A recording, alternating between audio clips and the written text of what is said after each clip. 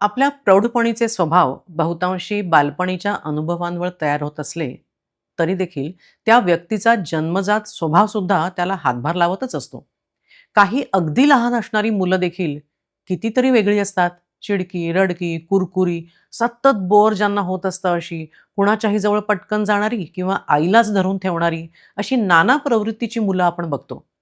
बालपणीचे अनुभव आणि त्या बाळाचं स्वतःचं व्यक्तिमत्व या कॉम्बिनेशनमधून, त्याशिवाय लहानपणी जवळच्यांना गमावण्याच्या किंवा काही मानसिक शारीरिक शोषणासारखे अनुभव असतील, पालकांचं स्वतःचं मानसिक आरोग्य असेल, त्यांचे त्यांचे नवरा बायकोचे रिलेशनशिपचे इश्यू असतील, मुलांसमोर कधी वाद होत असतील, मारहाण होत असेल, कधी मुलांना अकाली प्रौढत्व होत घ्यावं लागत असेल, आजारपणं, आर्थिक अडचणी, सततच्या बदल्या, शिक्षणासाठी पालकांजवळ न राहता इतर नातेवाईकांकडे राहणं, बोर्डिंग स्कूलला राहायला जाणं, लहान भावंडांचं घरात जन्माला येणं किंवा त्या मुलांना स्वतःला काही व्यंग असणं, अतिशय कडक शिस्तीचे पालक असणं, करिअरमुळे पालकांना स्वतःच्या करिअरमुळे मुलांसाठी वेळ देता न येणं, मुलांसोबत सततच इतरांची तुलना करत जाणं, आपल्या मुलांना कमी लेखणं, मुलांकडनं कायम अव्वल येण्याची अपेक्षा करणं, आई-वडील, आजी-आजोबा ह्यांच्या पॉवर गेममध्ये मुलांचा प्यादा म्हणून वापर होणं,